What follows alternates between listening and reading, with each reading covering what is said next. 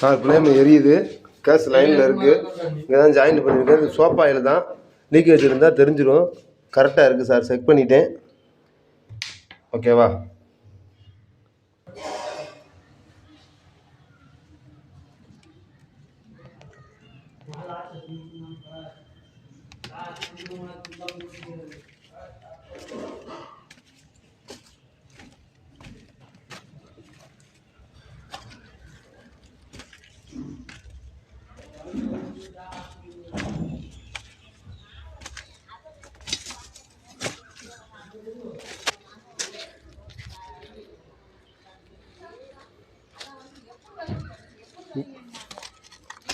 இங்கே சிலிண்டர் லைனில் இருக்குது, ஆனில் இருக்குது சார்.